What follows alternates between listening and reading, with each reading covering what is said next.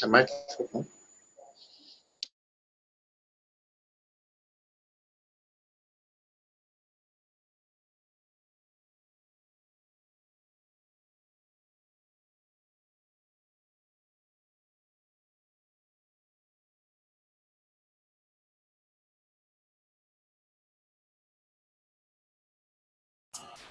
Right, can we all hear me? Yes, you can. Yes, I can. Okay, that's awesome. So welcome to our machine learning class. Just a quick check, how many of us have programmed in Python before? Can you take that again? Programming what? How many of us have programmed in Python before? Or are familiar You with say iPhone? Python programming language? Okay. I've not. That's Chooks. Ahmad? Hello, sir. Yes. Yes, I've dabbled with it a bit. I haven't gone that deep into it yet. I just started learning this a few months ago. I haven't done anything major with Python. Okay, so we will do maybe at the end of the class or so, do like an opinion poll just to get a family, but we will cover all that.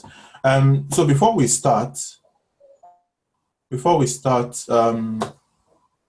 my colleague Gaston, who most of you have met, would take you through the prerequisite tests. I think he's on now. Gaston, can you hear me? Yeah, I can hear you. Okay. So he will take us through tests, which we will just fill in the answers, and then we will then take it from there and start off the class. Okay. So over to you, Gaston. Okay, just a second.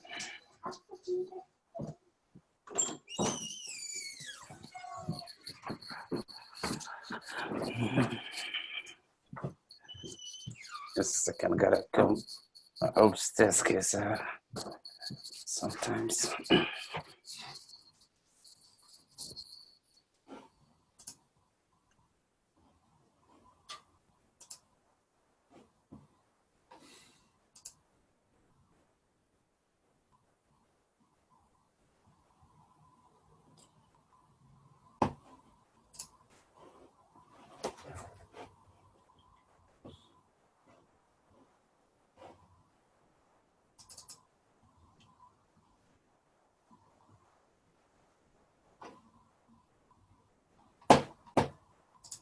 Okay, so Dr. Aaron, is that okay? Can you share my screen?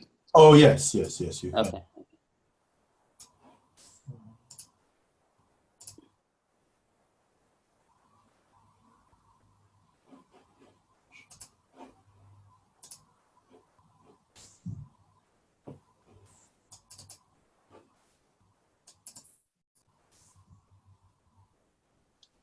All right.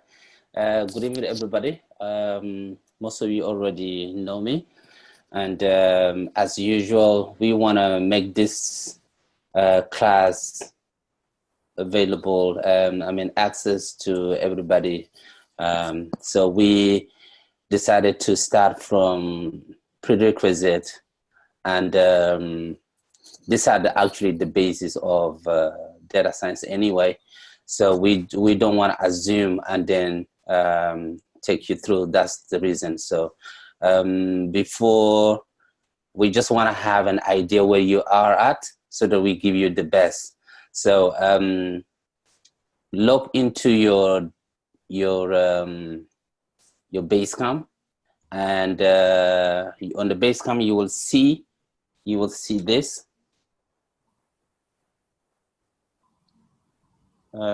Just a second. I'm not sure I can answer this. 1 second.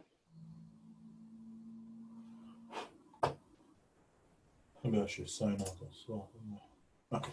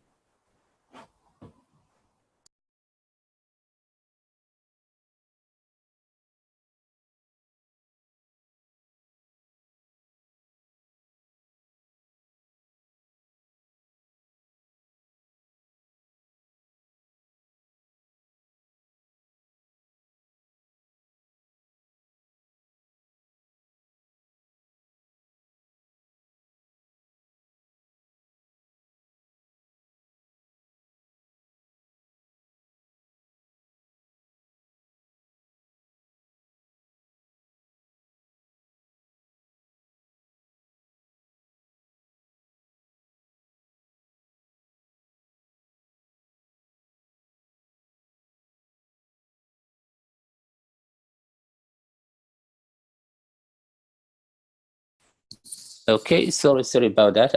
Is actually relating to this prerequisite.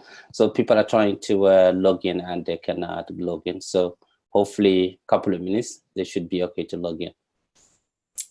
Okay, so this is how it looks like.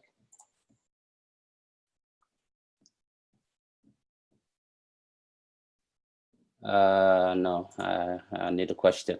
So on your question, that's all you need to do right now. I have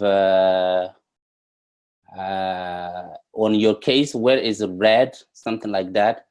That means you actually have to put your name there. All these are required. Put your name in it, and then the next thing, when you come to session 2, now before you go to session 2, you have to filled all where there is a red. Otherwise, it will not let you to go to session 2.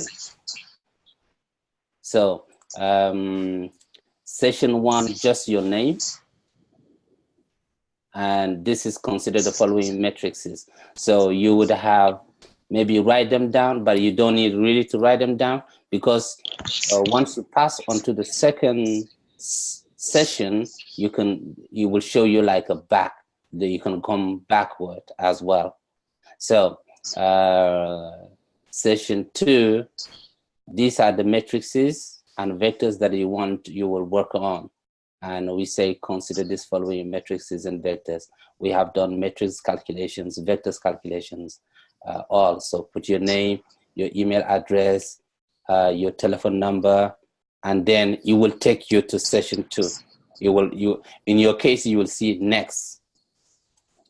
So next, matrices and vectors calculation. So we are referring to this. We are referring to this.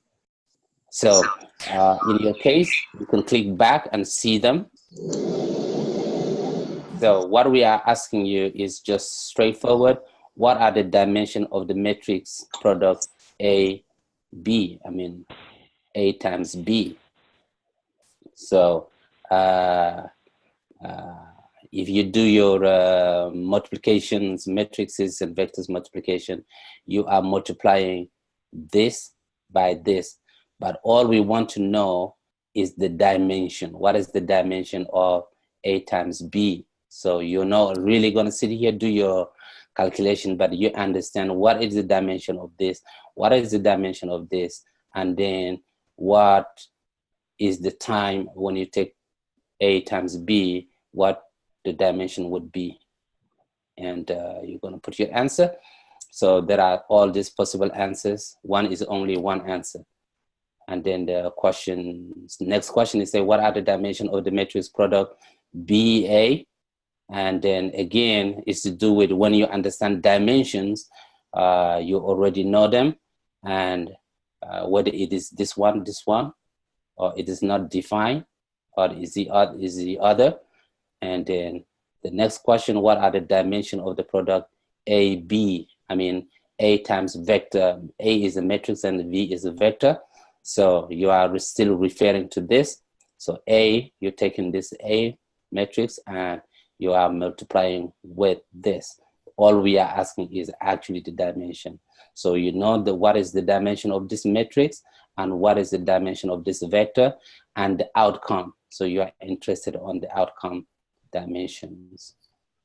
And then the next question. So this could be some of the possible answers. When you know, it is just second answers, but we probably give you like every one of them like 1 minute. So what is the value of this A times B? So we are just this indexing. We call this matrix elementary, okay? Entry elements wise. So here we are talking about a second rows and first column, even though you know it. So we are asking you what it is the value of the matrix A times B, not all of it, but we are just interested on the entry element, which is the second row, first column. So you will do your calculation, get just the second row, okay? So second row, so you are interested, this is your A here, second row, A times B. So you're interested on the second row and then first column. And then the answers, we are already working out. When you understand, you're already gonna pick the answer right away. And the same thing here, what is the value of A times B? And we are just asking you to work out first row, first column. So first row, first column, you do that calculation and you will get the answers. So the answers, one of them here is already the answer. The same thing here, what is the value of the A times B? And we are just asking you the second row and second columns. So all your concentration is going to be on the second row, second columns. And we already work out the calculations, the results. The results is one of them. So you do your calculation. Don't attempt just to click random. It's not going to work out. Do your calculation and you know exactly which one it is. What is the value of the matrix? Yeah? Hello. What you are saying is that the true, yeah, we will come. True means that I'm looking at the second row, second column of the multiplication of A and B, right? Yes. Yeah, you do your multiplication. Second row, like this is the second row, second column. Second row, third, second row, third columns. Yeah, and then the same thing here. What is the value of second row, fourth columns? And what is the value of A times B? And we're just asking you the second row and fifth columns. Good. And then the third question, for you to get to section 3, which means you have to answer this question, otherwise you will not get here. It means it's the second session. So when you answer all of that, and you will see next. So you click next and it will take you here. So statistic and probability. So we say here, starting with the definition of conditional probability. Conditional probability of an event, given the observation of another event, probability of A given B, derive the formula from the Bayes theorem. So we're just asking you to give the definition of probability. So we have two definitions here. One is, it is one of them. One is one of them. And the Bayes theorem, we have two of them here. So you choose one of them, which is going to be the correct one. And then when you finish this, session 4, you click again next, and it will take you to this session 4. So session 4, Foundation of the Machine Learning. Hello. Yes. Let me, yes, someone is asking a question. Okay, no. Okay, when you hear or see the following, what do you think? Not whether you are already know what is written, but whether you're comfortable with the notation and or language. So we just want to know that, are you comfortable with the notation? Are you comfortable with the notation, or are you not comfortable with the notation? Are you comfortable with that language? Yes or no. So we want to know, just have you heard about it? These things like that. So we say if we fix the, like a direction U, which is the in a direction with R, and we can compute the directional derivative of f prime. These things here, f prime of f of x u as this. So this is it option 1? This is the derivative, or are you familiar with it? I never properly learned this. I need to get speeded up. Wait, is this what I'm signing for? So if you click one of them, we know where you are. We based on that behavior, we know where you are. And then here another one, given some data, x1, y1, dot, dot, dot, and then the xn and yn, which is again element of d by r, and then this is the ridge regression solution for regularization parameter lambda is strictly greater than 0 given by this. And we just want to know whether, have you heard about this? Are you comfortable with this? Or if you know it straight away, whether is it option 1, option 2, I'm familiar with it, never properly learned this. And then the next, wait, this is what I'm signing for. So based on your answer, we can understand your behavior, and we know where you are at. You guys are learning machine learning, you will see so powerful how it is. So what is the linear algebra? Linear algebra is the studies of the vectors and the linear functions, or one of them. This could be the answers. Then the next one, a sum of multiple vectors C, U plus dV is actually called the linear combination of U and V. Whether it's this, you can choose one of them. And this is come to, someone just called me that there is a bug in the, an error in the form. It could be true or not, I'm not sure, but actually I went through already, done all the calculations. It didn't give me any error. So you can start your time. You can start now. Dr. Arenzi, if you can start, they can start now. Is that okay? All right. Yeah. Yeah. Okay, so this probably can take you something less than 30 minutes, but we can give you like 30 minutes. Go ahead, 30 minutes, and then he will take it through, and then the response is going to be tomorrow. We'll give you the results tomorrow. So all of you already got the link, because we just posted a couple of minutes ago, and if you haven't got it there, is on the Basecamp, and this is the, you click on this, and this is the link. When you click on this link, it will take you through. Someone already actually is saying from is not going on the next page. Okay, yeah, I'm stuck. That's true. So if you're stuck, it means that you have to give all the red. You have to fill those fields. Otherwise, it will not take you through. Yeah, I filled the first page, but it's not taking me to the next page. So there is a next. There is a next. There. If it doesn't take you, which means that all the information is asking, you have to fill it in. Okay. Hello, I have to go to Basecamp to get access to that.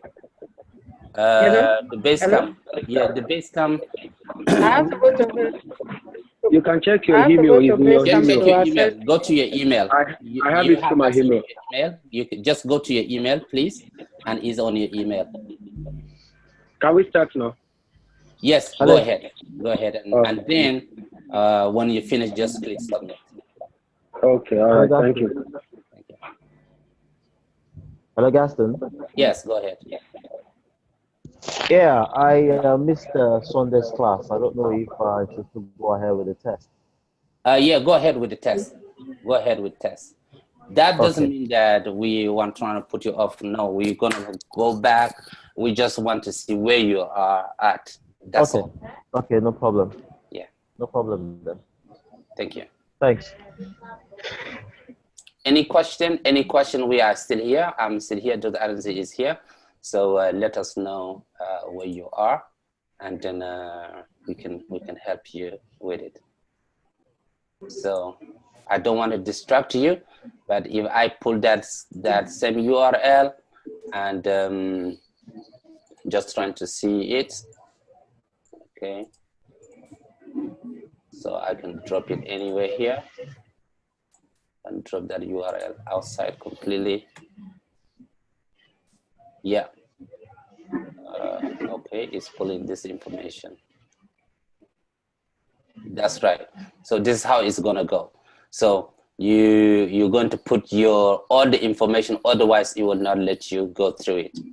So Hello? Yeah, go ahead. Yeah, good evening. Good evening. I'm on Basecamp now, but I can't get the link to the test. Okay, so the title is called Data Science Prerequisite Maths Test.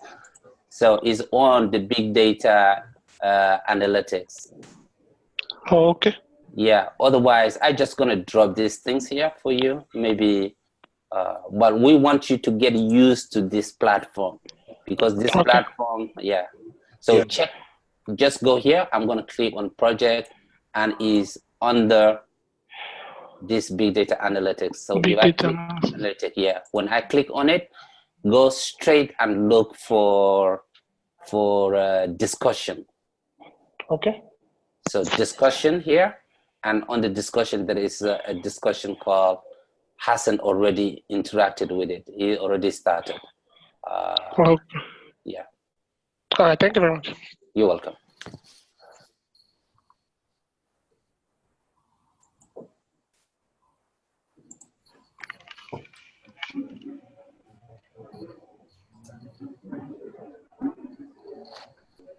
So 35 has.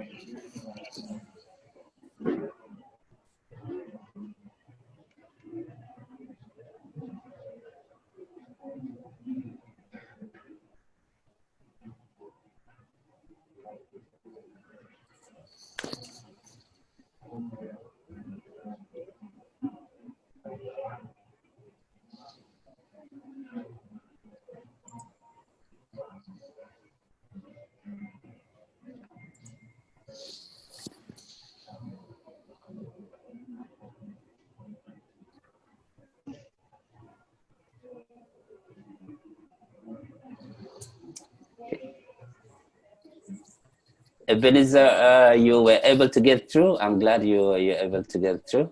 Sorry to distract. So I'm hoping you are working on. So yes.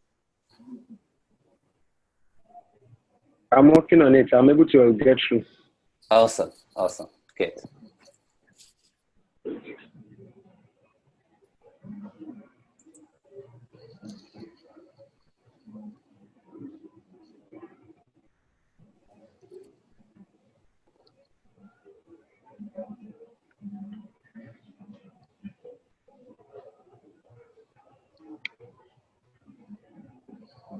Okay, someone is asking a question. Let me check. Okay, hello, Gaston. Okay, the form is not going to the next page. Okay, if it's not going to the next page, that means that you haven't filled all that is required. So first check all that is required. Where is red? Everything.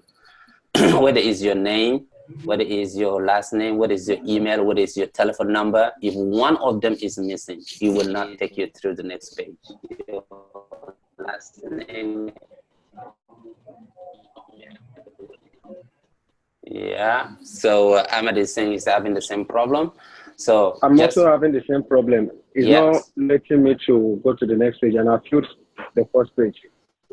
Okay, so click next. I've clicked next like 3 times. It's not letting me. Yeah, so one thing is missing. One thing is missing because I've already tested. So just because we just want to make sure that everything it is. Yeah, someone's trying to speak. You're not letting me. Okay, so unmute yourself if you're having some challenges. Unmute yourself and then you can speak. Hello, sir. I'm having the same challenge. I filled everything, but it's not going through. Okay. Hello, guys. Yeah. Hello. Yeah, how are you? I can hear you. I can hear you.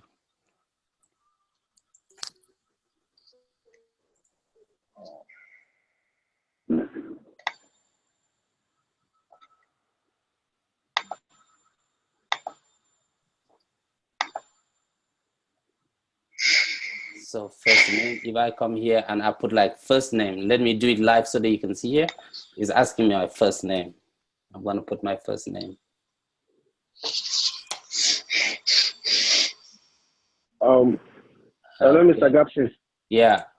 I presume maybe you didn't enable it to be public. You might restrict it to yourself alone. Check the settings, how you set it. What did you say that is not public? Meaning that you might restrict it to yourself alone. I'm kind of like just presuming. Maybe that's what happened, that we're unable to work on it. It might be that you're the only one that you enabled to be able to work on the form. Okay. Yeah, it could Maybe be. just go But to the I've asked other people to do it. I've also asked people to do it. Okay. Yeah, here, if I show you,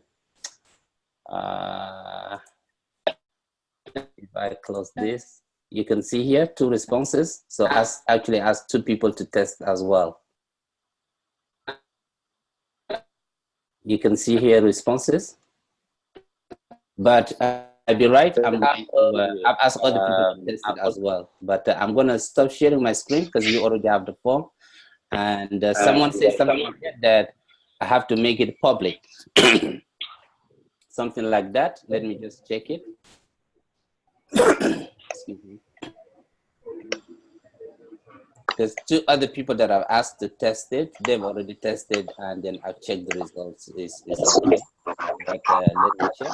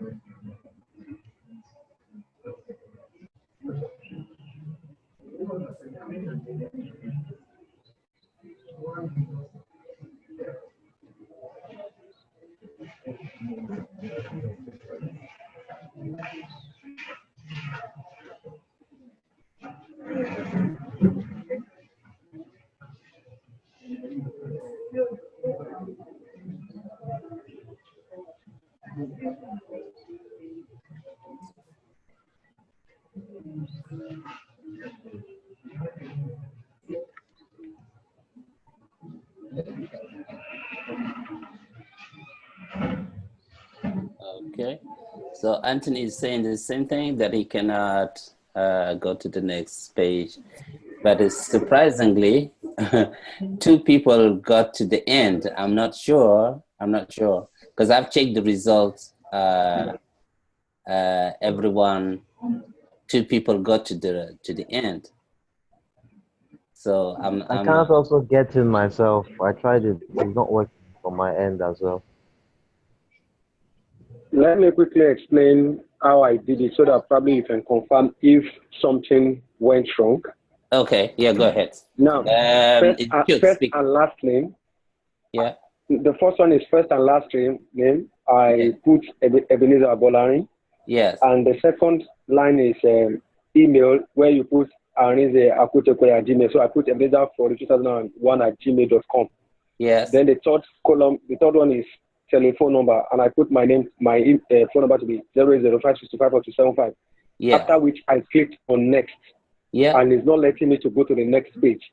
So it's just there. So I don't know if probably, so just to confirm that I did it right. So that's why I said, let me explain how I did it so that you can confirm if there's anything I'm not doing rightly. Okay. Okay. What you just said there, that seems right. That seems correct. You just put your first name and last name. That's right. Yes. And then the next thing is asking your email address. Exactly. You put the email address, and then your phone number. Yeah, you put a phone number, and I click on next, and the next will display. And it's not. I have next button and back button, but because I've not done it, I can't go back. So I have to click on next. And while clicking on next, it's not letting me. It's just taking back to the same page. And below it, it says never submit password through Google Form. So I don't know what else I'm not doing right. That is not letting me to go to the next. Whatever. Yeah, I understand your point. I clearly understand your point. Yeah, well, I'm in the same issue. You're in the same issue. Okay, but yes. Okay. So that it is. I'm learning something here. I'm learning something. Hello, I have to Gaston. get back to two people. How do they get it? How do they get it through? Hello, Gaston. Yeah, someone is saying. Yeah, go ahead. Yeah, if we can get those that have succeeded in, if we can get those that have successfully done the test, those that got in, if they can explain to us, please, how they got in. I think. All right, it is myself. Myself. Yeah, it's that. myself and the CEO, Murphy. Murphy and myself. Oh. Yeah. So, for the sake of this, I did it myself, and then not for. Okay, hello, sir. Yes, go ahead. So, I said, did you two log in at the same time? Probably you have just one user access per only one person can use the form at a particular time. No. Anybody can use it. Hello, Mr. Gassim. Probably maybe if you go to the settings, there's a portion on Google Form that says, okay, respondent can make something like comments or thereabouts. Because I remember there was a time I was trying to use Google Form, so it was asking if I can allow people to work on the form, but they can't edit, they can only respond. So that column, maybe you ticked it, and once you ticked it, it means you have locked every other person out from being able to access it. So that might be the reason why we are unable to use it. It is not ticked. Let me share my screen here, because you are saying something valuable there. Let me share my screen. I'm going to come back here, share my screen.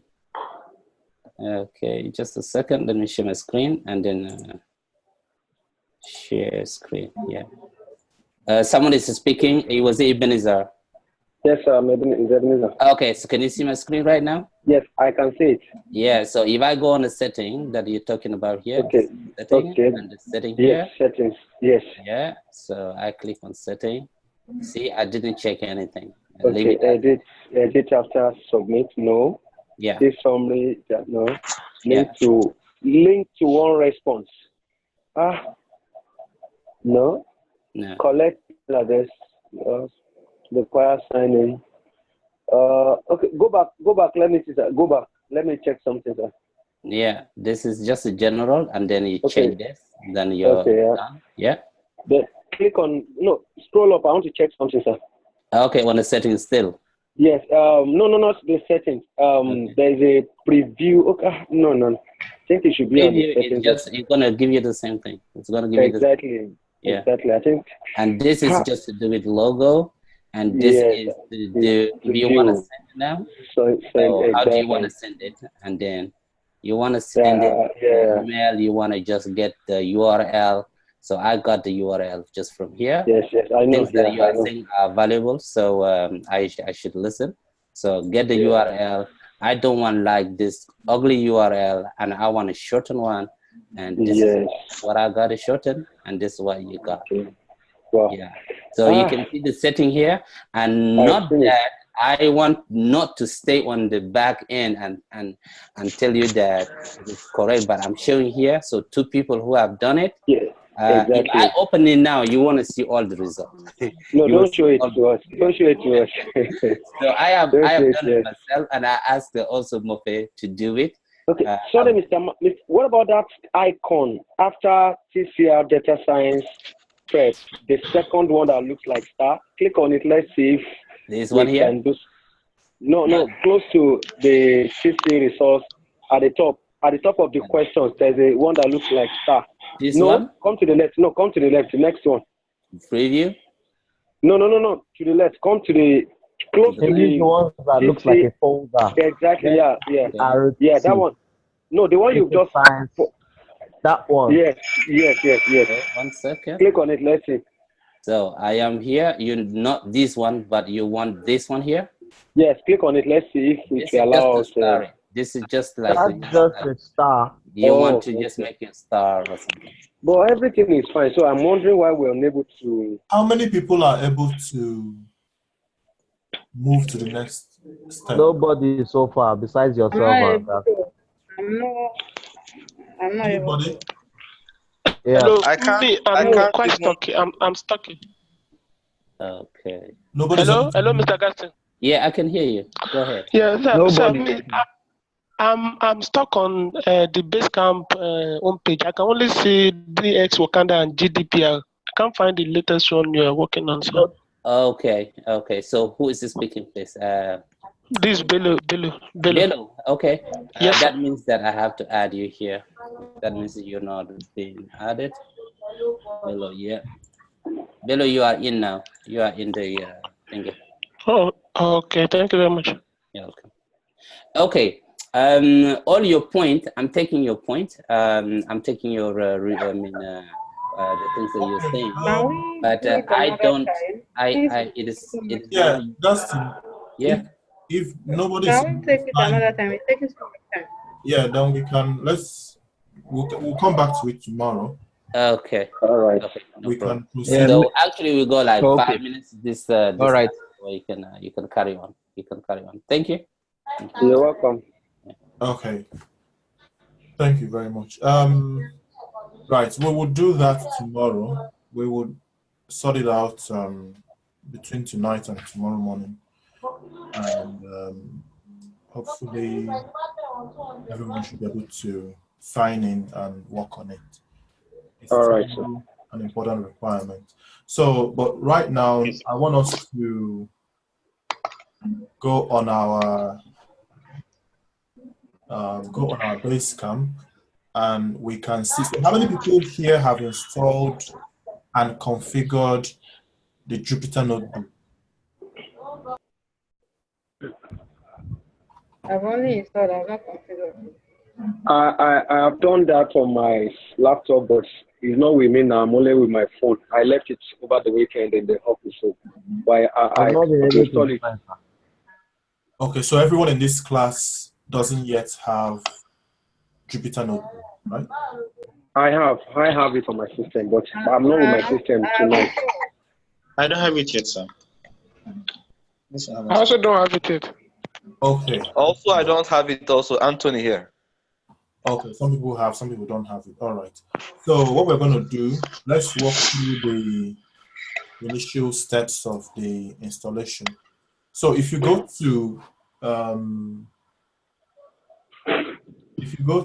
Basecamp, like I said, you will find under Big Data. Now we are still going to move our machine learning files to the machine learning section later, but for now they are under Big Data Analytics. So log on to Basecamp. Let me share my screen so that you can see. Log on to Basecamp. You will see big data analytics, and then you will see intro-setup PDF file.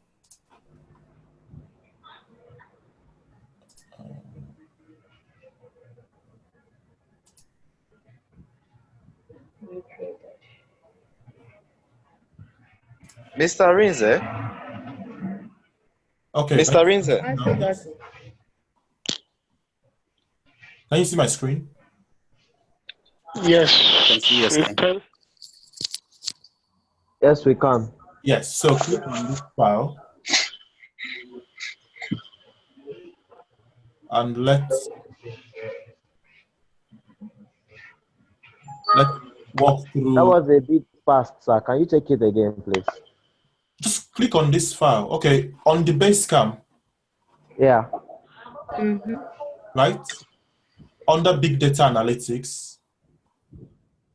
Sorry, how did you get to big data analytics? From your Basecamp. Everyone has Basecamp. If you cannot see big data analytics, which means you've not been added, you let me know your name so that I can add you, please. Mr. Gaston, my name is Anthony Onyedim. Anthony, okay. So Anthony, as we speak now, let me add you. Anthony. It's only that you have to add you so that you can see, otherwise you're not gonna see it. So it's Anthony. Okay, so this is everyone. Yeah. Who else? Anthony, please can you send me a private, you have my details, haven't you? Okay, let me send you a private message. Email. Yeah, a private message with the Gmail, just the email that you have so that I can add you quickly. Okay, okay. Yeah, thank you. Who else is not able to access this page? I'm not able to access it. What's your name? Teresa. Teresa, she is there. Teresa is on the Basecamp. Mr. Gaston, I've sent my email to you. Okay, just a second. So anyone having challenge can... Are we to click view this project on Basecamp? Is that what I was supposed to click? Click on big data. So, can you see this page when you click on your Basecamp link? Yes, we can. Click on this and then you will see the files here.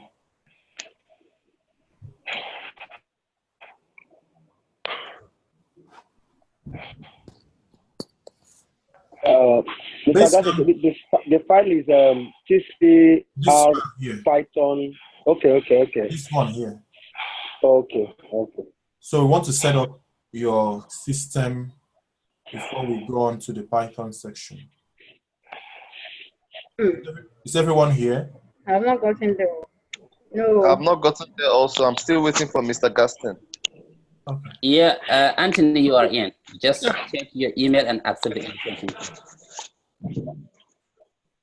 Teresa, can you? Yeah, Anthony, you are in. You're in. Just click on that big data analytics and you'll see. Okay. Can you see? Can you see yourself right now? I've just gotten the mail. I'm saying myself, yes. Yeah, good. So who else is having? Is it Teresa? Teresa, you are there. Teresa, I can see you here. I can see you on the big data analytics group. Teresa, you are already here. I can see you literally on here. But maybe other people, if you cannot see it, please let me know. Can you see me, Ebenezer? Ebenezer, yeah, how are you? Can you see me on it? Yeah, I can see Ebenezer Abolari. Yes. Just to confirm that I'm on the right person. Yes, I can see you literally here. You are the 6%. 6%. Yeah. You are here already now, right? Sir? No, Teresa. I still haven't gotten it. Teresa, okay. Let me maybe I might share my screen so that you can share. Let me just. Okay, Teresa, you are here. You are here. I can see you. You are under Hassan. I'm under what? You are on the big data I'm analytic under group. what?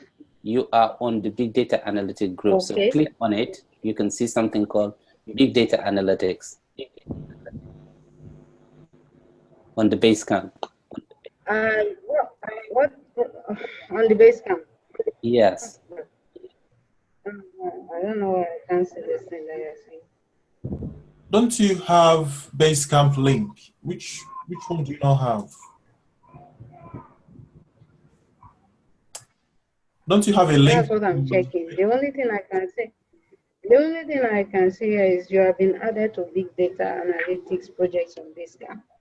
Yes. So am I to click on view this project on? Yes, click on it. Okay. View this project on Basecamp. You should be able to come to this page.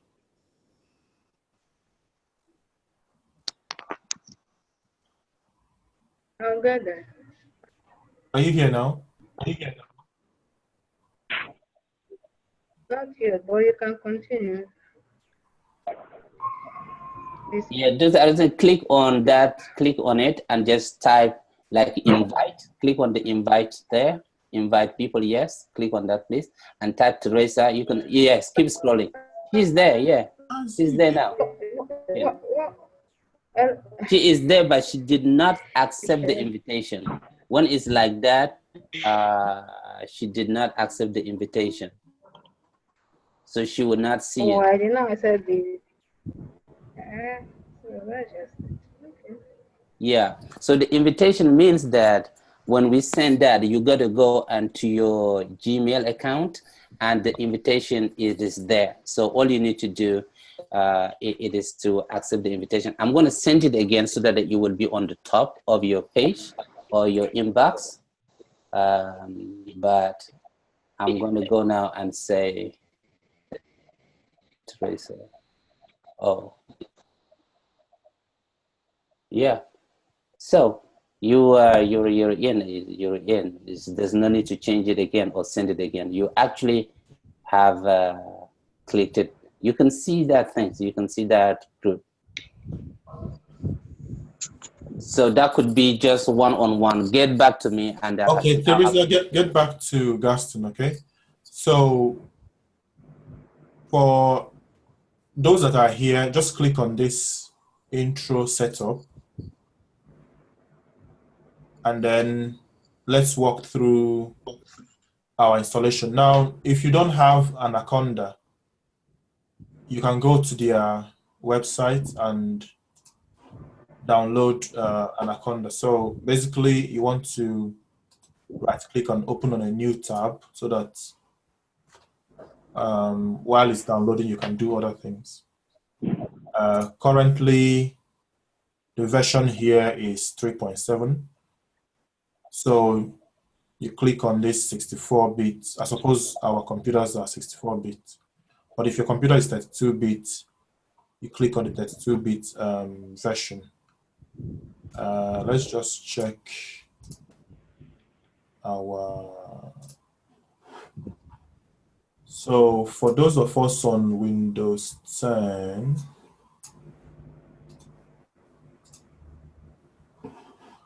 for those of us on Windows 10, you can easily, right, you can find out if your computer is 64-bit or 32-bit. I think everybody knows. You just click on this properties, and then you can see 64-bit here. Okay. So download the version for your own, and then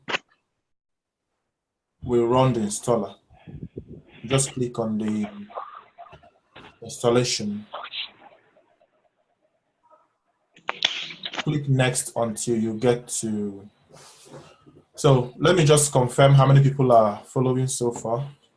Sorry, please come again, Mr. Dr. Areze. You said we should download regression. Download Anaconda. Yeah? I'm with you, sir. Why is it echoing? But Dr. Areze, Anthony speaking. This Anaconda, we can't do this on a mobile, right? It must only be on our laptops. Everybody should have a computer. This is not class. No, I know. But because my laptop is not here now, that's why. All right. Okay, then you can't be able to do it then. Okay. Yes. But let me just see as you're doing it so that I can do it, run it tomorrow. Okay, so let's go through it. So from this, everybody is on this page. You come to the next section, right click, open on a new tab. You go to Anaconda website and then click on this download. Okay. And then you should download Anaconda on your computer. Some of you already have it, right?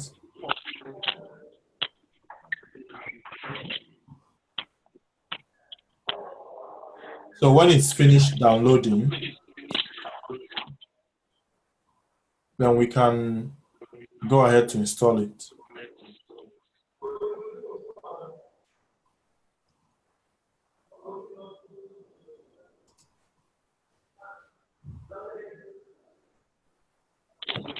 Let's do this on now.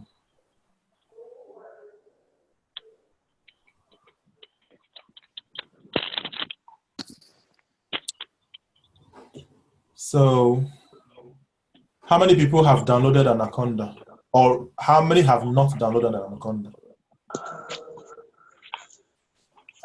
I have not downloaded it. Is that all? Bello? Yes, sir. Why haven't you downloaded? I will do so right now. I will do it right now, sir.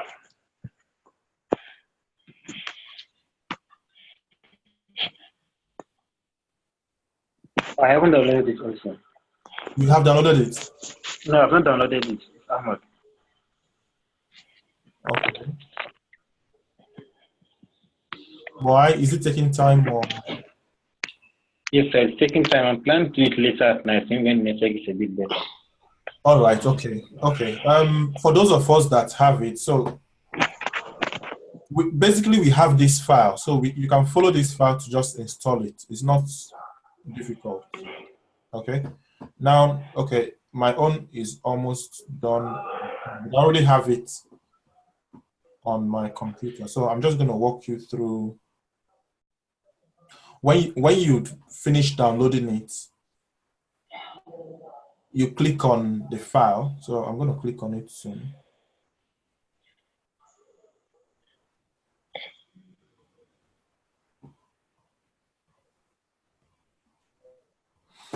Okay, so let me just walk us through what to do. Okay, for those of us that don't have it yet, it's the simple process of installing things on your computer. So when we click on the installer, just wait for it a while, and then we see this next that I've put here, right? You see this next, you just click on it. You keep clicking on it until you get to, okay, I already have it. You get to, until you get to this install page, okay, which is what I have here. So you want to select register Anaconda as my default Python tree, like ticking this box, okay? So once you tick that box, you click on install, and then it will install Anaconda. At some point, it will ask you if you want to install Visual Studio Code. Just skip that section because we don't really need it, unless you need it in your own computer. But we are using Jupyter Notebook, so you can skip that section. And then when you get to... Yes. if one is not using Jupyter Notebook on his laptop, you need to install that particular place. We are using Jupyter Notebook, so just keep this section when you get to it. Okay. Yeah. Okay. Then you finish. Just click on finish when you get to the finish section, and then you will now locate Anaconda on your computer. So let me show you. Once you've installed it, you just type Anaconda, and then you see Anaconda Navigator here. Yeah. You click on it, and then it would pop open. So it's already running. So this is how it looks like. Okay. I also have that on. So when you look at the Anaconda Navigator on your computer, you can choose to opt out and all that. But you can see this same screen I have here, right? This is how it should look like on your computer, and then you want to select Launch Jupyter Notebook, right? So you click on this one, and it's going to launch Jupyter Notebook on your default browser. Okay. So once Jupyter Notebook has launched, you will see a page that looks like this.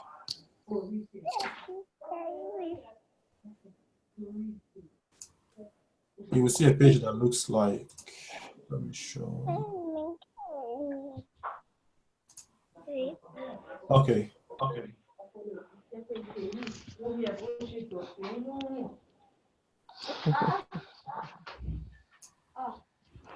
So you will see a page that looks like this on your computer, right? And then that's it. You've installed Jupyter Notebook. Now the next section will then be to open. The next section will then be to open our file. Go on the gym by yourself. Why are you asking me for halfway? Okay, halfway. I want to drink the fuel. Yeah, asking for halfway. No. Please, can you stay muted because we're recording this. It is being recorded. We want a clean recording, please. So, except you want to ask question, and that's okay. Thank you. All right. Okay. So, where are we? Has everyone that has a computer been able to install Anaconda and Jupyter? Not yet. I'm just downloading mine, so it's taking some time. All right. Okay. I have it, yes. I have it. You have it. Okay. So I've already installed it on my own system, but like I said, my system is not here, but I've done all that. Who else is on this page? Who is on this page right now?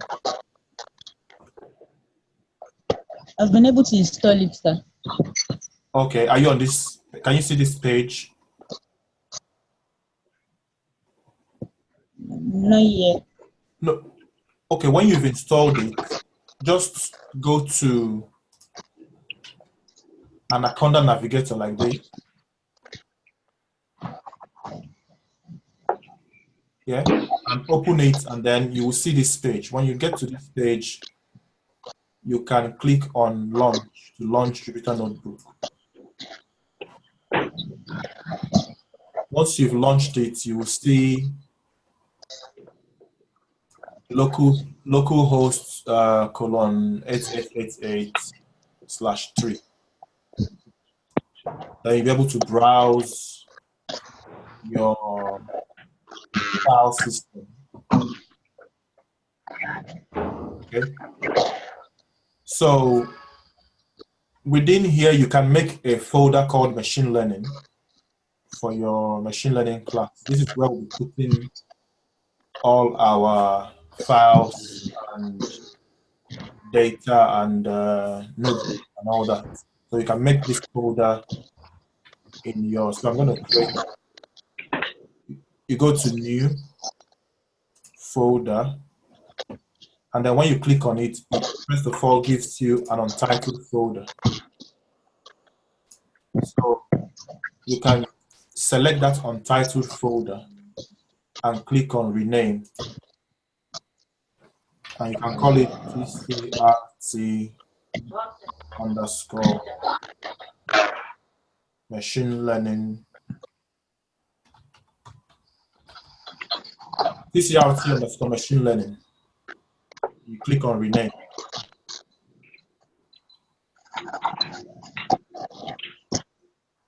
And you can see it here in your computer.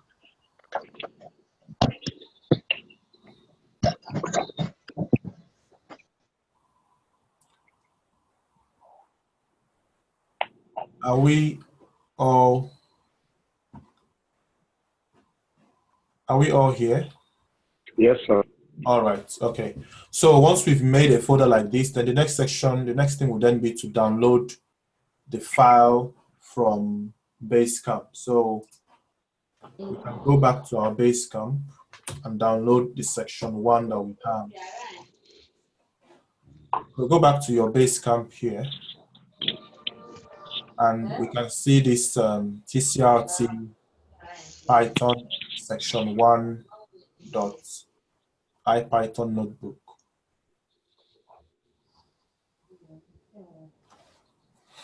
So I want you to download this file and put it inside your TCRT machine learning. The default location here is your home directory on your Windows.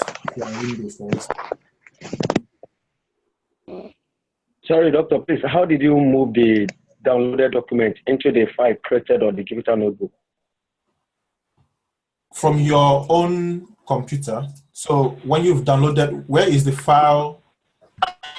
Where is the file on your computer, right? Yes. Say, for example, that is downloaded under download. Download. Copy it and then put it in your you will find this folder that you created inside your home directory. You know where to locate home directory. To locate home directory, yeah? How do I locate that? Okay. From your computer, PC, or equivalent on Windows 7. Go to C drive. Okay. Go to users. Okay. You will see your name here or something. Okay. And then you'll be able to see that file. So you might want to make a shortcut here, and so I can have easy access to this folder. Right? You can create a shortcut, and it will ask you to put it on your desktop, for instance, so that you can easily get to your home directory with one click, for instance. So I have mine here, and once I click on it, I'm in the home directory. Okay, so once you're in that home directory, you will locate this file. So let us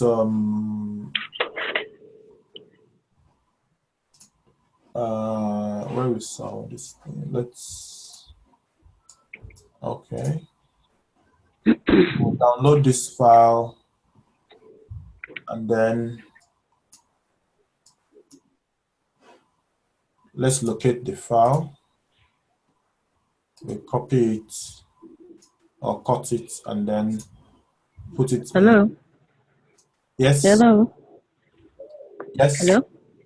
The Jupyter, I think it comes with the Anaconda download. Sorry, who is talking, please? Is this Teresa? Yes. Yes. Okay. What's the question?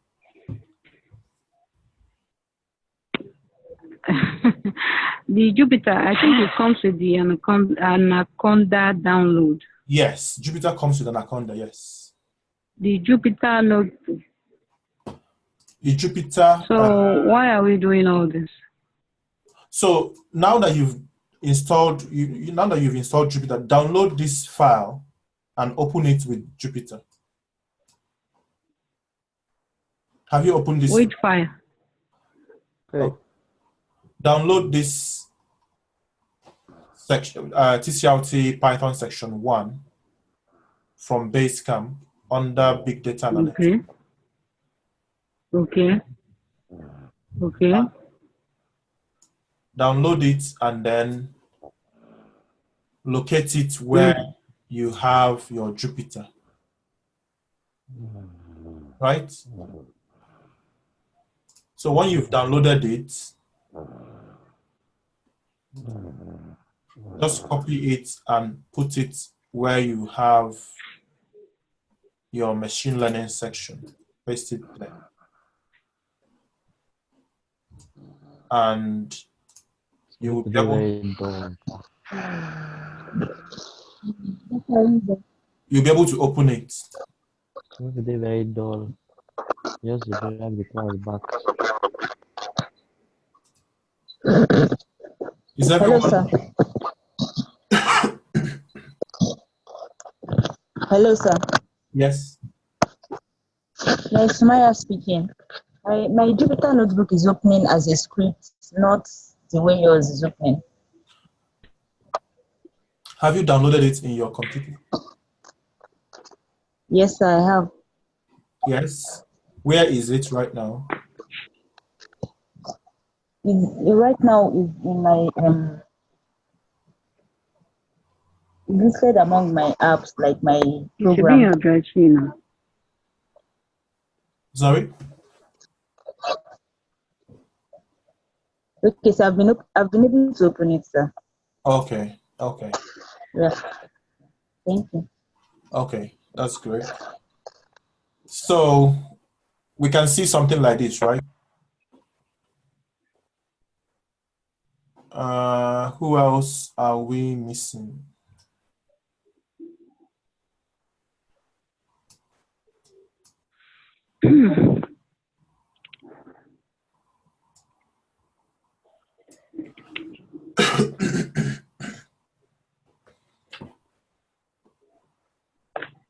So far, so good, right?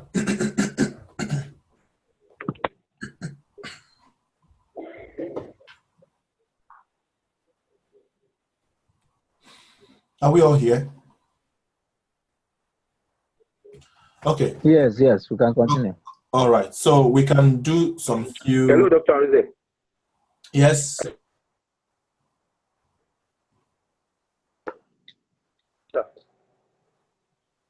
Hello, doctor. Is everyone here? Yes. I said I'm unable. I'm still trying to understand how you're able to link that downloaded folder from the Basecamp to the Jupyter notebook, just to appear the way it's appearing on your screen now. Okay. So go to your Basecamp. Okay. Download this file. Click on it and select download this file. Right? Okay.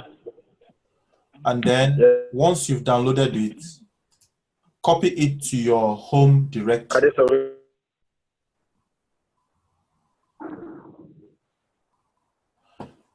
So in your home directory, you should have a folder called TCRT Machine Learning, like I said.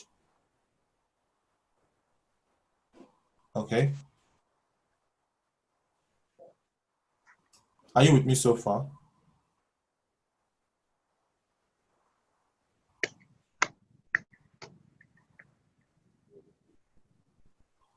Excuse me, am I to create that TCRC machine learning? Am I to create the folder? Yes, so you can create it from Am I here. to create that folder? Yes. You can create it. Once you are here, you can select new folder. Can you all see me? New folder. And then when you click on folder, it will give you an untitled folder by default. So click on that untitled and click on rename.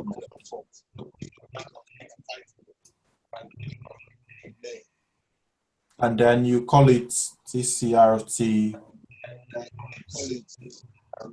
Call it TCRT machine learning like this.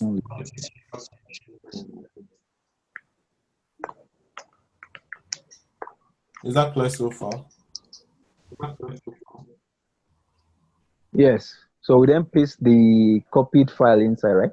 Exactly. So that file would appear here, and then you can now copy that file into your home directory, into this folder. Once you've copied it, you can open it from here. You click on it to open here.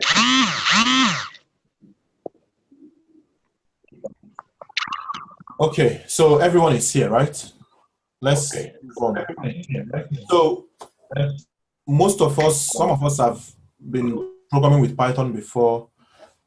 Some of us are new to it, but Python is an interesting programming language of choice that we'll be using this time around for our machine learning. We understand the very basics of language before we start using it.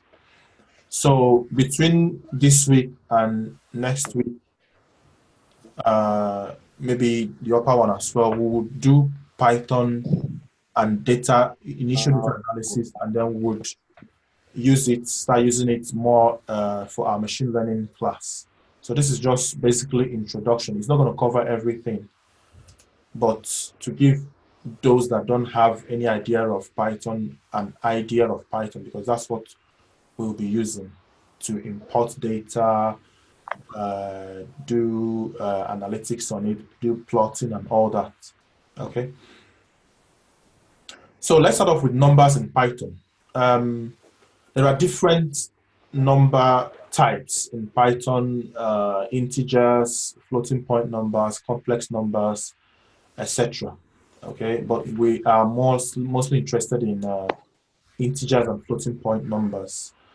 This is from Wikipedia. Floating point numbers are representation of real numbers, so you can use them to represent numbers to high degree of accuracy. That's what our computer uses to represent numbers more in terms of your processing. Okay. So let's start off with some basic arithmetics, addition, subtraction. Again, every programming language is able to do this, but we will start seeing some differences with Python versus other programming languages, because Python is more flexible. It's an interpreted language rather than a compiled language like C. So you can manage it more effectively than C or Java, which is why it is very, it's become very popular in data science and machine learning. Okay, so to run a cell, you just use Shift and Enter to run that cell. Okay, so instead of clicking on this run button here or this run button here, you can just use Shift plus do the same thing. Okay, so addition, subtraction, these are things that we already know. So 2 minus 1. Then in terms of multiplication, you can see that we are using this asterisk symbol, which is Shift and 8 on my own keyboard. Shift and 8 on the keyboard for multiplication. It may be different. I think it's all the same. So asterisk for multiplication, 2 times 2 is 4. Division, 3 divided by 2, for instance. We use that slash for division. Floor division will basically truncate. So instead of having 1 remainder 1 here, sorry, so 7/4 will give us one whole number, 3/4, right? We will just have 1 when we do floor division, and it truncates the remainder basically. You won't see the remainder with floor division. This is important when you are doing some machine learning computation and you're only interested in the whole number part of that division in your algorithm, for instance. Modulo. So this one will keep the remainder and truncate the whole number. So 7 modulo 4. Instead of having one whole number, 3/4 or 1.75, we'll just have that 3, the remainder, which is 3. We just have that as your answer when you're doing modulo kind of division. Python also has powers, so you can raise something to power something by using double asterisk. In another language like R, it's slightly different. You use this caret symbol to raise. Sorry, sir, doctor. I was saying if with 7 modulos 4, it will give us just 3. Then truncate the remaining remainder. Is that what you're saying? You will have the remainder. So 7/4 is 1 remainder 3, right? Yep. So you only get the remainder with this kind of, when you are doing modulo division. Okay. So the symbol for division in using Jupyter Notebook is modulo, Sabi, not slash. Division. This is normal division, 3/2.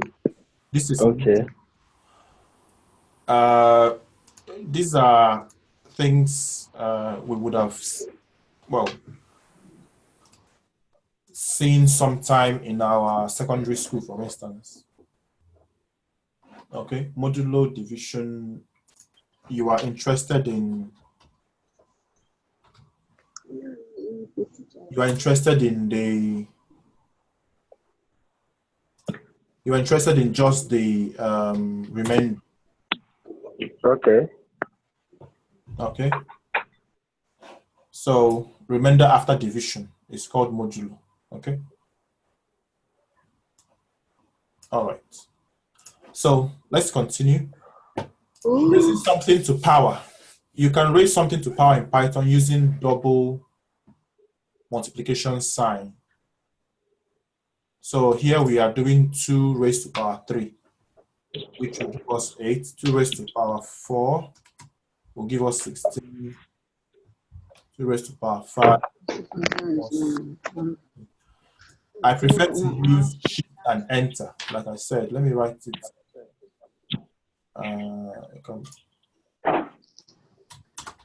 You can use Shift plus Enter to run a cell. So all these are cells in the Jupyter Notebook. These ones are markdown cells to enable you to just write things, while these ones are code cells. You can see here, code. So enable you to write your code. And then you can also have a raw notebook convert or headings and all that. Okay. We can also do square root. So square root of 4 is 2. But you know that you can also do, let's say 4 times 0.5 to do that. But a better way is obviously to import library like math library. And then in Python, this math library helps us to do a lot of mathematical computations, things like square root. So we will come to libraries later, but this is just a better way of doing your square root in Python. Okay. So moving down, obviously all of us are familiar with, this is just kind of a refresher, order of operation, okay? Bracket of division, multiplication, addition, and subtraction. So basically when you have an operation like this, you know that multiplication will come first before addition. So 10 times 10 before 2 is added and before 3 is added to give us 105. We can also use parentheses to specify the order that we want. So if you want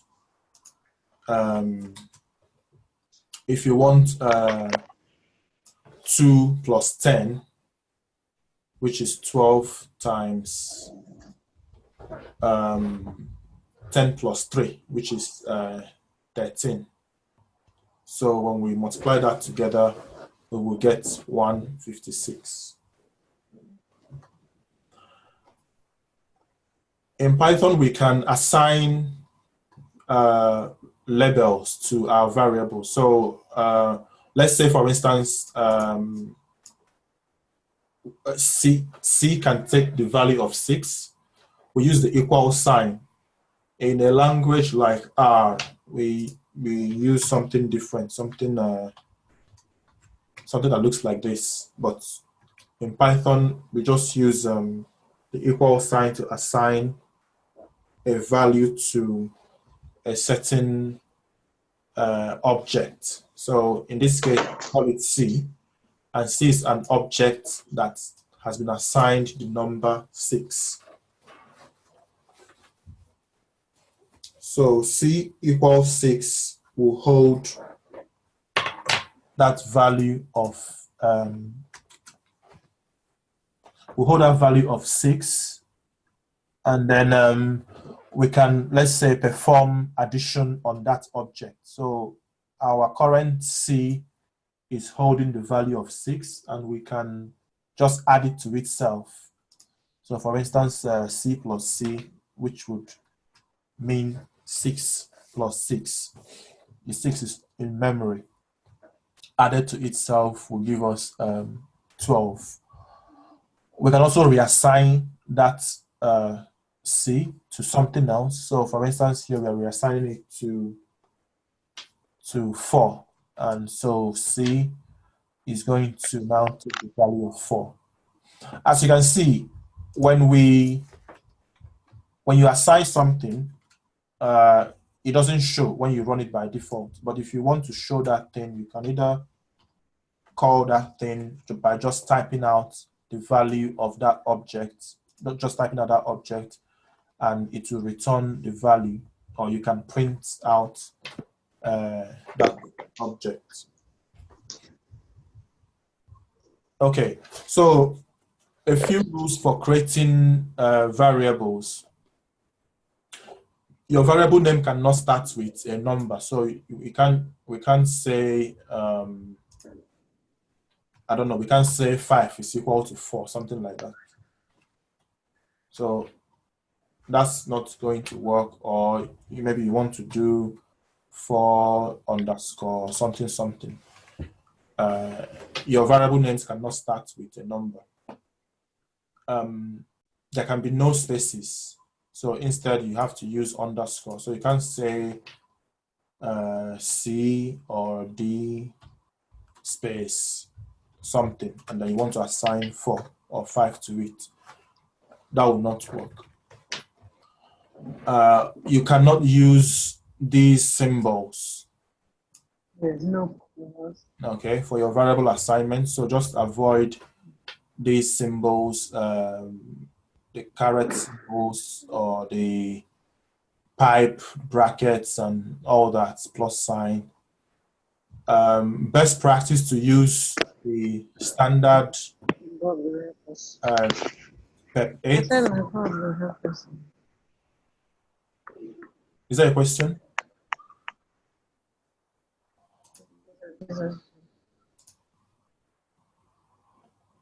Okay. Maybe they should mute them for us. Okay, I've done so. So please let's if you want to, if your mic is not muted, you can just mute it if you want to talk in the background.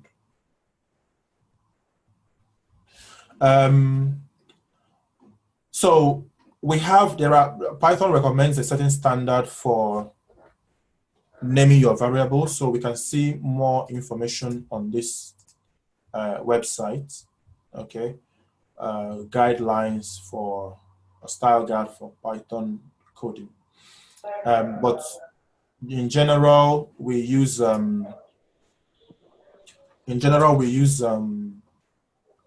lowercase to name our variables as much as possible. Avoid using lowercase l or uppercase o as single letter character variables. We also have special, so within any programming language, you have special reserved words. So list is a reserved word, store is a reserved word, print statement is a reserved word. So you don't want to use something like, I don't know, print is equal to something. You want to assign something to, you want to assign 45 to print, for instance. You can see that the word print is green, showing you that it's a reserved Python word. Okay. So by the way, you can add cells at any time. So you just click on this add button here to add a cell. You can also remove that cell by deleting that cell and it will go away. Okay. So let's just look at some few assignments. So for instance, you can have distance, which you can assign to 100. So when you are naming your objects or variable names, you want to make them something memorable, something significant to what you are doing. So if this is distance, you may want to call it distance or my distance, for instance. If this is time, you may want to call it time. And then your speed, let's say you want to do a calculation. Speed is distance over time. So you can say my speed is equal to my distance, it's here already, divided by time. And then you can print out that speed. So that's sort of best ways of, or better ways of variable assignment. Python has dynamic typing. Python makes use of dynamic typing, which enables us to reassign something different, a different data type to the same variable name. In something like Scala, you may not be able to do that, or some other programming languages as well, I think C as well. So, for instance, here we have that animal is equal to 2. Yeah, we are assigning the value 2 to animals, and then when we call that, we just have 2. But at the same time, you can reassign animals to a list of dog and cats. So this is a way to create lists in Python. We use the square bracket to create a list of various items. So when we reassign animals with the value of dog and cat, it automatically takes on that value. So there's an advantage to it, there's a disadvantage to it. The advantage is this simplicity that you can see here. You can quickly just reassign something. But its advantage is there will be, if you're doing a very large project with other people and somebody has reassigned your value here that was 2 to something else, then it's very easy to introduce bugs in your code. That's why that's the advantage of some other languages that don't allow this kind of thing, like in Scala.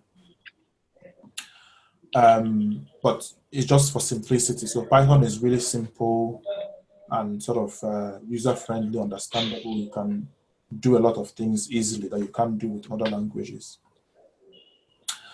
Integer casting. So for instance, you can cast something to be a float. You can basically convert something to be a floating point number or an integer.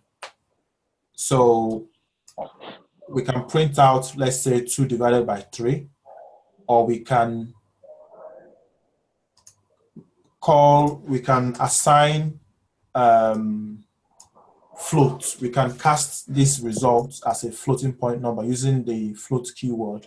We can call or assign float to 2.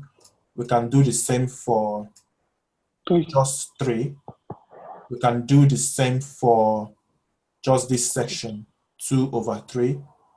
Or alternatively, when you have a decimal point, that automatically becomes a float in Python. So this 2.0 will make this floating point number, so that when you divide it with something like 3, you will have the result as a floating point number. Okay, going forward, so we can also convert or cast a float as an integer. So we have this int function that can enable us to convert a floating point number like 2.0, 2.55 or anything into an integer. So in this case, we just pass the int function and it will convert that to integer. You can do the same. So for instance, we have this binary string as an integer. This 10 in base 2, which is basically our 2.0. So we can cast that into an integer. We can also cast a character string into an integer. This might be very useful in some machine learning applications where you have some results that you may want to convert, some outputs in character, like 2 or something like that, depending on what you are processing. Let's say some XML files that you want to convert to integer. So Python also allows you to do that. Same thing goes for Boolean. So we can cast a Boolean as an integer. So by default, true is 1 and false is 0. So when we cast true as an integer, it takes the value of 1. When we cast false as an integer, it takes the value of 0. Well, you can't directly do this on characters, but you can do it on integers with strings, with quotations, yeah.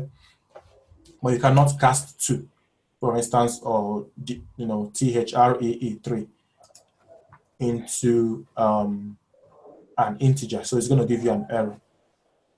And in any programming language, get used to reading error messages. Get used to reading error messages because they will help you understand what is going on. Invalid literal for int with base 10. So it's an invalid literal because it doesn't understand what TWO in quotes are. Same thing goes for another word like banana or whatever so that will not work. So it can be converted to integers. So moving on in terms of floating point numbers. Can we mute our mics, please? Hello, sir. Yes. Yes. Hello, sir.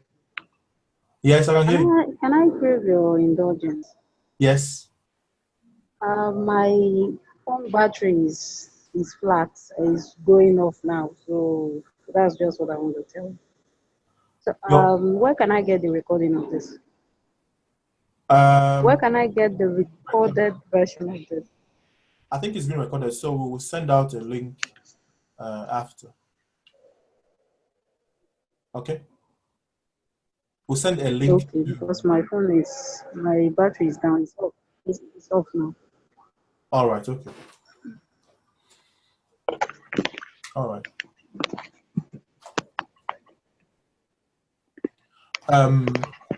We have the type keyword in Python to help us to check the kind of object something is. So whether that thing is an integer or float or something like that, or character. This type function enables us to check that. So if you print type, let's say 2.0, you will get that it is a float, just as a confirmation. Yes, we can add floating point numbers together and also print them out. We can do subtraction, 2.0 minus 3. We can just print out negative 2.0, or the multiplication. We can do exponentiation, 2.0 raised to the power 3.0. We can do division, like we've seen before. We can also do integer division, so 2 over 3 will, and we can also do modulo division. So we've seen some of it initially before, floor divisions as well. So let's go to Boolean statements, which enable us to assign things or evaluate things as either true or false. Again, some of us may be familiar with Boolean statements, but let's just cover that briefly. Again, we can check the type using the type function. True, print false, so we can have some logical, we can perform some logical computation using our and or. So for instance, true and false. True and false should give us false using our truth table. True or false should also give us true because it's or. True or true will give us true. And then we can also print out not true. So Python makes it very easy. So we have just not as to negate the true, for instance. We would have done truth tables before for and or. If you are not familiar with truth table, we can cover this, or we can just give a link to it just to refresh. But we have truth tables for and or, where and is true when only the two precedents are true. Okay, going on. Comparison operators. We can also now see how we can use these to actually perform computations. Is 2 greater than 3? The answer is no, or false. Is 2 less than 3.0? That's true. Is 2 greater than or equal to 3? That's false. Is 2 less than or equal to 3? That's true. Is 2 equivalent to 3? That's false. Is 2 equivalent to 2.0? That's true. Is 2 not equal to or not equivalent to 3? That's true as well. So these are the primary comparison operators that we have, or that we mostly use in Python when we want to compare two things together. Okay, we can also combine these operations in various ways. So for instance, we can have 2 greater than 1, which is true, and 2 less than 3, which is true. So true and true will give us true, right? And we also have 1 less than 2, which is true, which is also, and 2 is also less than 3. So that will also return true for us. So we can chain up these operations together. Hello, doctor. Yes. Dr. Arinze. Yes. I'm taking you back to this last example you gave, where you say 2 greater than 1 and 2 less than 3. Less than 3. Yeah, what greater than 1 is true, and 2, and the other example of 2 less than 3 is actually false. How do you combine that one to get the next answer? Sorry, like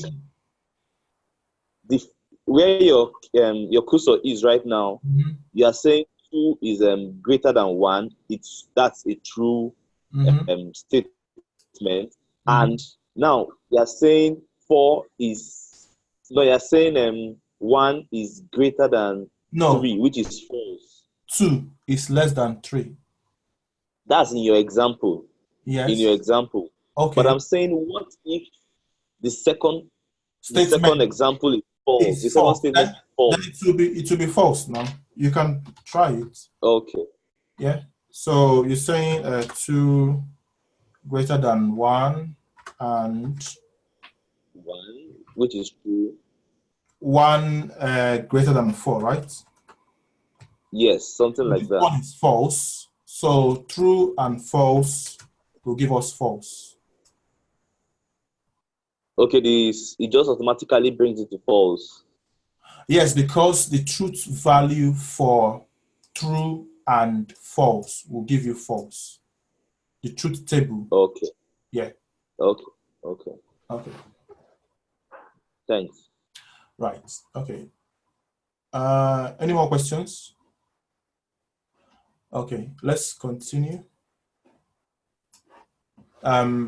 So we can also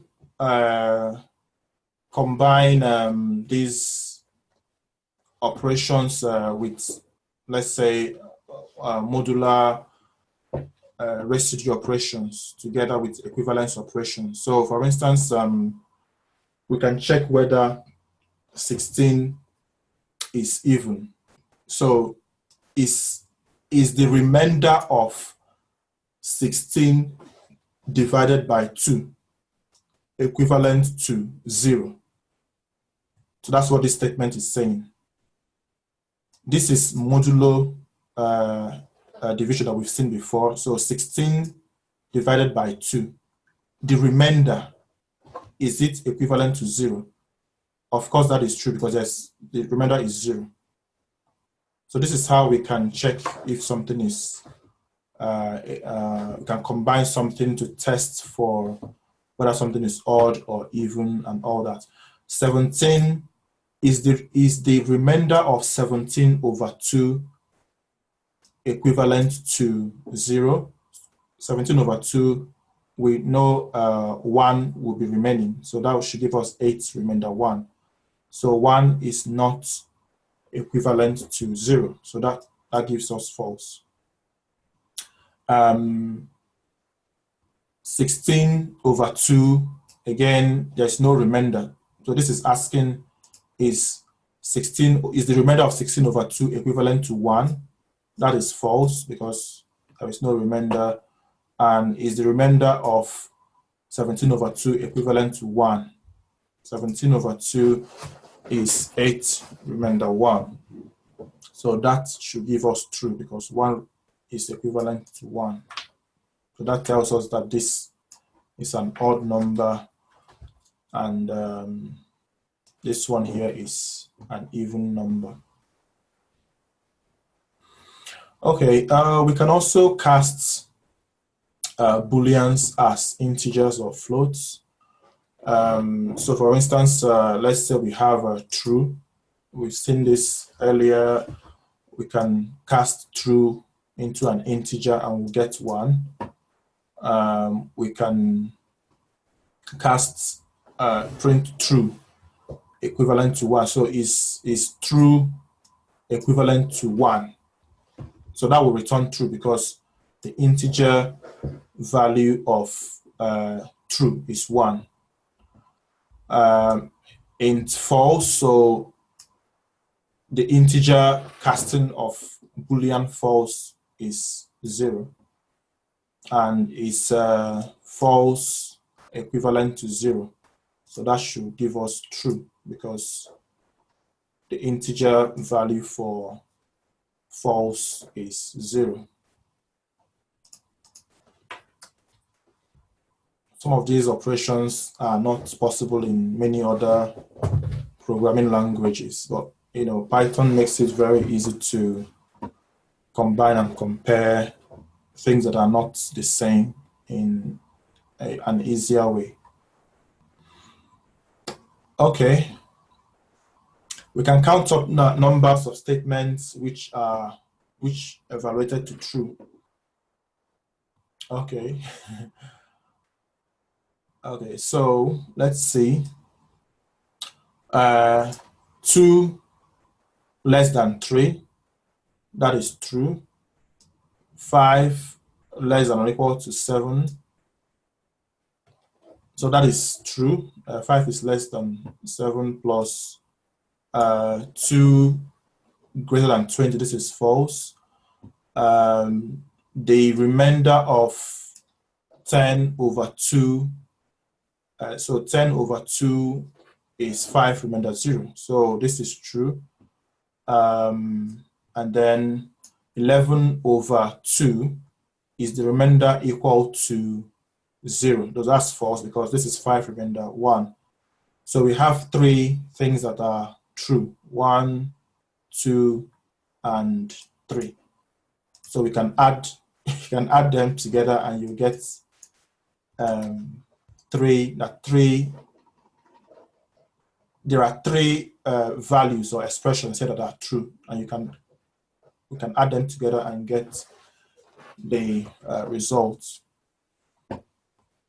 So as a short assignment, so how many people we all have our Jupyter notebooks, right? So this is time to do some exercise. So let's experiment from Boolean and comparison operator. Okay. So just on your own, let's do some comparison operator. I want us to have a go at typing something in our cells. Type it in here and actually run to see the answer.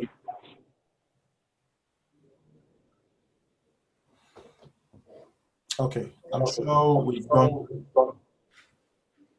something, and we're just going to move on to the next one. But I want us to just type out something. You can do 2 less than 3 to see the answer for yourself. And try out modulo 10 over 2. Try to see if something is odd on your own. Okay. Some of these will come up short assignment the week by tomorrow. All right. So moving on. Hello. String. Hello. Yes. Hello, doctor. I don't know. It's like you are echoing. I don't know where the problem is coming from. If it's down end Let me or mute. end. Don't worry. I think.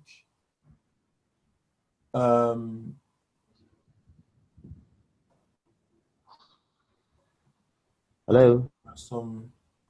Yeah. I just need to mute the mics and then. Okay, sir.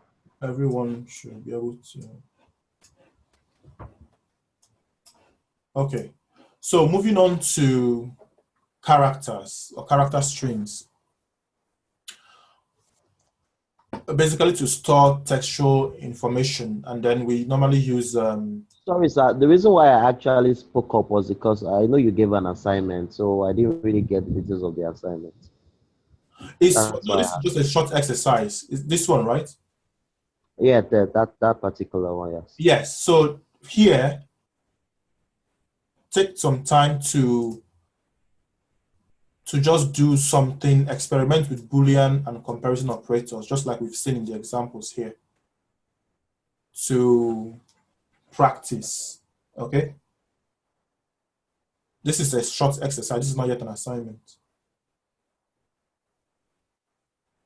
Okay? Okay, sir. It's clear. Yeah, you will still have your assignments. Okay. Character strings. So we may have seen these strings before in some programming languages, but in Python we use these double quotes to denote strings so that the Python interpreter can recognize them as a string. So for instance, we can also assign strings to variable names using the equal sign or assignment operator, which is our equal sign. So let's look at a few things here. We can just check, so the type function helps us to check what type of object something is. In this case, it is a string. We can do or perform string concatenation. So we can concatenate A with space and another string that you want.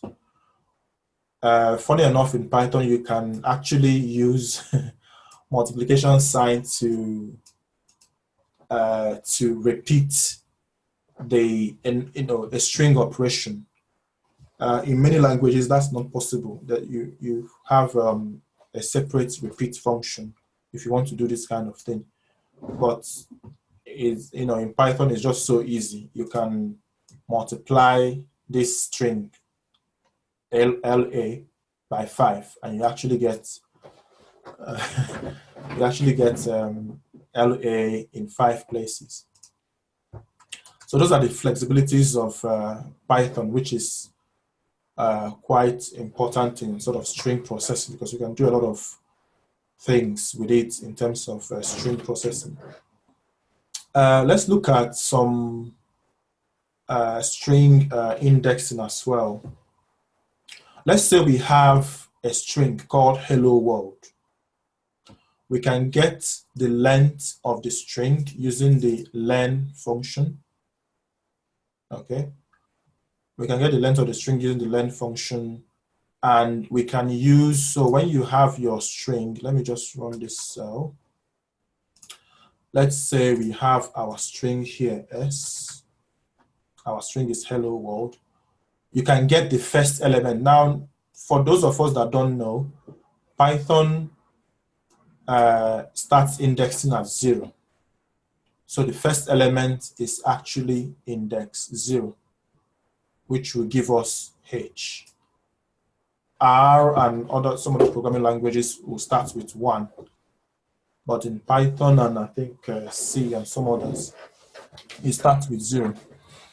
So this may sound a little bit strange initially.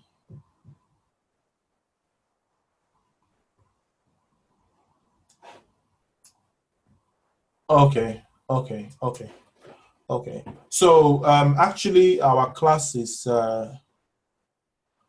we'll continue from here tomorrow. Okay. I think our class is our time is up, but you have this notebook. It would do you good to run through them. We've added explanations where necessary. Run through them, familiarize yourself more before the class tomorrow. So tomorrow, Gaston would be handling the class, and we will be continuing on Python because you also need it for things in your big data class and all that. But we want to cover Python in these 2 classes because we need it very, very well for machine learning. Otherwise, we'll not be able to do well in it. Okay, so we'll continue tomorrow with Gaston. I think the time, I'm not sure of the time again, 7:15 as well.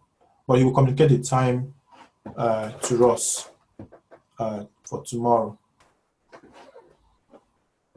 Okay, if you have questions, you can email us. You can use any concerns or issues, you can post to the support group. For questions, you can send us emails, but for now, we will continue tomorrow. Okay? So I will stop sharing the screen, and Justin will continue with us tomorrow. So go through this. We would be giving out more and giving out assignments as well. So, okay, we'll see you tomorrow. Thank you very much. Thank you, sir. Thank you. Hello, Dr. Arinze. Yes. I just have one little question before you end the class. I noticed that I have one maybe Python software on my laptop. I'm not too sure. Something like JetBrains PyCharm. Basically, just follow what we've done. No, the reason why I'm asking is I just want to find out if it won't conflict with the Anaconda I'm downloading. I don't think so, but just follow through what we've done and try to make that Anaconda Python default Python, just for simplicity, okay? Okay. Thank you so much. Complicated. All right. Okay.